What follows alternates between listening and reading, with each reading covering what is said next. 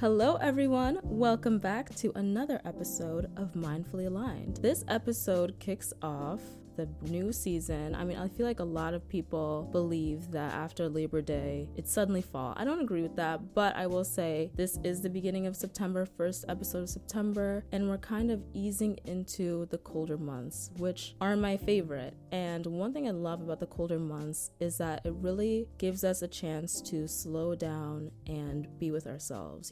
There isn't that craziness of life going on like there is in summer. I feel like it's so nice when life is just slower and we can really check in with ourselves. That's why I love the colder months. And I know that I'm a minority when it comes to that opinion, because I believe and I know that a lot of people are uncomfortable when it comes to being alone, especially for longer periods of time. I personally feel like there is so much beauty in being alone, so much power in learning to enjoy your own company. And so as these winter months kind of come in and we're going to have to be doing a lot more of that, I figured that this is the perfect theme for today's episode. So let's get into it. We live in a dopamine-driven world. So from the moment we wake up, we open our phones, hop on Instagram, hop on Twitter, talk to people, communicate, see what other people are thinking about something, and we have become addicted to that. Because of that, we are so used to drowning out our own thoughts that we forget how to sometimes just sit with ourselves quietly. So if you have difficulty with being alone, listen,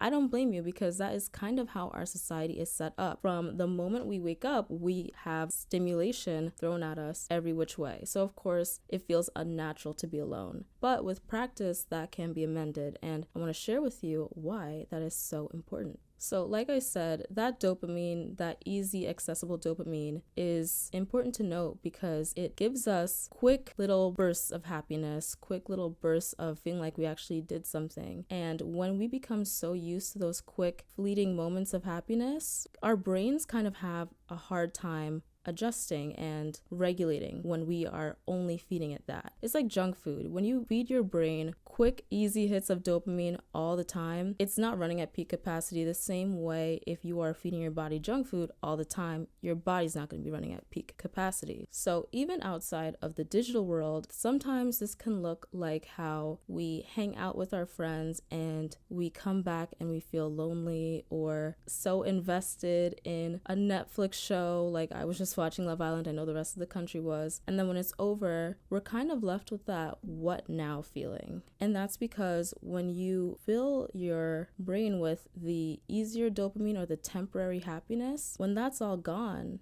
there's nothing left unless we find true happiness within. And that's why it's super important to sit with ourselves and become comfortable with being alone and finding happiness and joy in that, because when the temporary happiness leaves, you can still be left feeling good about yourself. It's important to know that our presence can be enough. As I was thinking about this stuff, I was doing research and I found this quote by Pascal, this French philosopher, that says, "All of humanity's problems stem from man's inability to sit in a quiet room alone."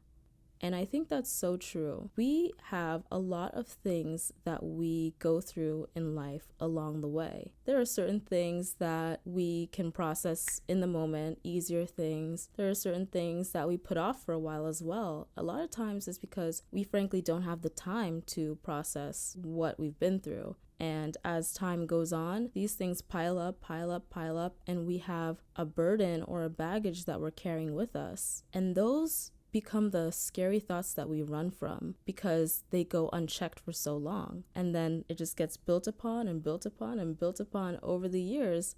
And frankly, I don't want to be someone who is carrying baggage with me to the grave. And I think that that's part of the reason why people find solitude to be so scary sometimes or lonely, is because you are forced to kind of think about things you don't want to think about. And then when we're alone, we instantly just grab our phones. If we're online for food, if we are online at checkout, if we're waiting for anything, the first thing we do is pick up our phone because it's so uncomfortable to just sit with our thoughts for 2 seconds. That's the problem. Instead, take alone time as an opportunity to get to know yourself better. It's about reframing it. Instead of jumping to fill that time like we're kind of programmed to do, it's important that we make it a priority to just kind of sit. It could even be for 5-10 minutes, but you'd be surprised what that can do for your mind. There is so much clutter that is just built up over the years, and if we don't check in with ourselves, we're just gonna have a mind full of junk. I know me personally, I love having some time to myself. Listen, I know I'm an Aquarius, but that's just what I need to feel good, especially if I'm in a state of high stress or high anxiety. Definitely then I'm extra careful about making time to just have my thoughts. It honestly feels like a must for me at a certain point. Like if I have a lot on my plate and I go for a run, I'm probably not going to even have music. Or if I have a long walk, I'm not putting on a podcast because I'm like, okay, this time I don't even want to hear any extra thoughts coming into my brain. I just need to hear what is my brain saying? What am I actually feeling right now? What's going on? Because we spend so much time at work having other thoughts, trying to keep those personal ruminating thoughts from arising. You know, when we're trying to go to sleep, we're trying to silence those thoughts so we can get a good night's sleep. But we need to actually schedule out that time to let it come out. And I promise you, when I have those runs that it's just me and my thoughts, or those long walks where it's just me and my thoughts, I come out the other end so much more clear-headed. And I know it sounds strange, like to walk with no music, but I feel like a lot of times in society, what we view as strange is actually really good for you. Just because it's normal doesn't mean it's better for you. Just because it's strange or weird doesn't mean it's not good for you. So yeah, maybe going for a long walk without music or going for a run silently might be like crazy, but it's really not. It's just something that you can do to easily check in with yourself and just recalibrate. And my main thought with myself when I'm trying to figure out, like, do I even want to listen to music right now? I always think, I don't want to hear any other person's thoughts or words right now. I need to just hear my own thoughts. I need to. And that's the thing about the constant stimulation that we give ourselves from the moment we wake up to the moment we fall asleep, is that we are constantly consuming other people's thoughts. We are constantly hearing another person's think piece on Instagram, hearing our friends' thoughts, talking to our boss, hearing their thoughts. It's never about what we think. And it's also super important that we give ourselves time to formulate our own thoughts, because when you do this, it lets you figure out what your own beliefs are without anyone telling you what to think, how you should think, what your take on this should be. And it helps you figure out how you actually see the world and, you know, what your perspective is. You have to establish that. So many philosophers throughout the ages have discussed or, published their thoughts on how being alone is so important. And one of the biggest factors is independence and independence of thought. We don't realize that by doom scrolling, constantly consulting our friends, we are kind of robbing ourselves of that ability to think freely and formulate our own thoughts based on our own experiences. Yes, of course, it's good to lean on other people and check in with other people, but you can't do any of that until you establish who you are. By feeding ourselves from outside sources perpetually, we rob ourselves of the opportunity to just think. And the same goes for creativity too. I know when we were younger, we were so much more imaginative and creative, and we could just come up with any kind of idea. And now we're in the real world, and we've figured out that we lost that somewhere along the way. But we need that to perform at work or to just do anything in this world. All of a sudden, we're like, wait, where did my creativity go? And we think that it's just a part of becoming an adult, when really it's because we got addicted to the dopamine. We got so used to never having a thought of our own that we lost the opportunity to even formulate a creative thought. And for me personally, that is a big way of how I keep myself creative. And you may not even notice, but that's how it works for you too. Even if you don't think that you are intentionally giving yourself alone time, have you ever just gone for a walk or taken a shower and like it just hits you, the answer hits you, or you just come up with this great idea for something? That's exactly why. It's because For 10 minutes, we were able to actually process something without anyone else weighing in, without anyone else's opinions or comparisons coming in, and we were able to just come up with it on our own. What if we just gave ourselves more of that? You know, good ideas don't just have to come in the shower. It can be throughout the day. We just have to give ourselves the room to think, the room to breathe. Aside from just creativity, being alone can really improve our relationship with ourselves and others, surprisingly, because when you actually fall in love with yourself, you are then able to interact with others so much better. Your relationships become much stronger because you are happy with yourself. Have you ever noticed that when you are in a perpetual state of anxiety, it feels like you're so much more distant from the rest of the world? And that's because it often just spirals out of our own grasp. And we can prevent that by just checking in with ourselves. You know, taking that intentional time alone helps us show up better for other people, because then when you do connect, when you do link up, it's such a more positive experience. I know for me, I like to be really strict about this because I feel like if I'm in my zone, if I am just in a place where I know I need to be alone and I hang out with other people, I'm not going to be the most fun person to be around, you know? So I'm not afraid to say I need to hang back because I kind of just need to do my own thing right now. That's completely okay. And intentionally choosing to be alone, there's so much power in that, because you're not acting from a place of desperation. Oh my God, I have to hang out with them or they're not gonna be my friends. Oh my God, I have to. No, it's about prioritizing yourself first and making sure you're good before you can show up for other people. Again, you can't pour from an empty cup. You know, that baggage I mentioned earlier, sometimes that can implicate our friendships, our romantic relationships, just any relationship that we have that is close and important to us. If we have unresolved stuff that we're dealing with, of course it's going to affect or start to rub off on the people closest to us as well. So we kind of have to keep ourselves in check for the good of those relationships too. And of course, by no longer being desperate to fill our time, it allows us to be more selective with who we spend our time with or how we're spending our time. You know, when you're not scared of your own shadow or scared of yourself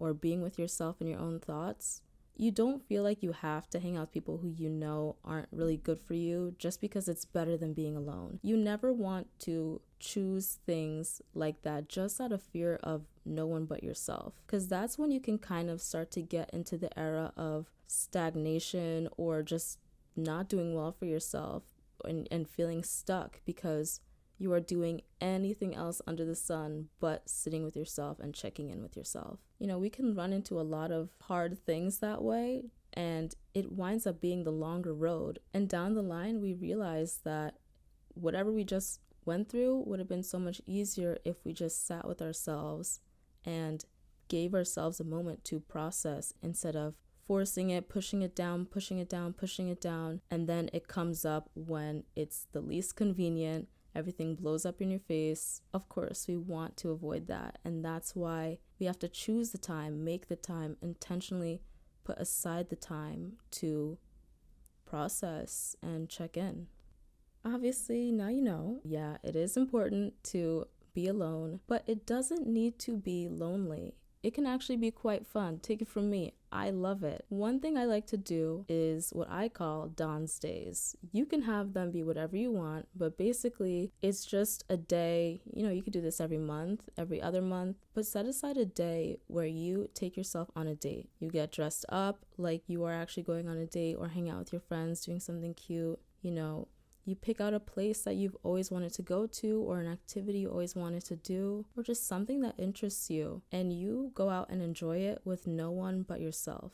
Making this a part of your routine, a part of something you do quarterly, every other month, whenever, is super impactful, not only for our brains and learning how to be alone, but also for your self-esteem, because subconsciously it's teaching you that you don't need to rely on other people to experience good things. If there's a movie you want to see or a concert you want to go to, a lot of times people who aren't comfortable with themselves would just not get to do that thing if no one's available. But why rob yourself of that experience? Why deprive yourself of that experience just because no one's available? When you no longer make enjoying life contingent on whether or not people are around to do it with you, then you are truly living life in full color. One of my friends, shout out to Allie, a great friend of the pod, she is currently on a 2-week trip to Japan and is by herself. This is the trip that she has always wanted to go on, and I love seeing her just be able to go on this trip. You know, traveling alone, doing whatever you want to alone is so important because you're no longer just waiting on people to like that thing as much as you. You're unique. Not everyone's gonna like it as much as you. Me personally, I love Princess Diana. So I remember when the Princess Diana movie came out with Kristen Stewart, I had to see it. But, you know, I knew I like Princess Diana as much as I do. So I just went by myself, and honestly, it was a great experience. I love doing these dance dates. I highly recommend you do them too. Just no longer depriving yourself of good experiences. Being alone doesn't have to be miserable. It can be fun. Do what you love. You're still you. You can enjoy those things with just you. So yeah, all in all, it is super important that we prioritize spending time for ourselves because it rewires our brain to no longer be reliant on those cheap hits of dopamine or those easy, accessible, temporary versions of happiness, and forces us to really just check in with ourselves and find happiness within ourselves. You know, it gives us time to think about that baggage and process that baggage that we've accumulated throughout life, and allows us to really take a load off, get back in good graces with ourselves, and also help strengthen our relationships with others because we're no longer carrying that weight around. So yeah, it's important to do that and give yourself a chance for free thought. I hope you are able to give yourself just 10 minutes of you time and maybe even take yourself on a date. So that pretty much is the big idea of the episode. And now it's time for the song of the week. So this week's song of the week is Me, Myself, and I by Beyonce. Again, you know, like I said last episode, I love Beyonce. But this song, I mean, it's obvious. The reason is in the title. It's all about you, knowing that you are all you've got in the end. So it's important that we give ourselves a chance to strengthen the most important relationship that we have, the one with ourselves. If we don't have that, we don't have anything. If we skip out on cultivating a healthy relationship with ourselves, we are missing out on the full potential of life. I think this song is an amazing reminder of that. Through hardships, you always have to have yourself. So yeah, that is the song of the week. Again, it is Me, Myself, and I by Beyonce.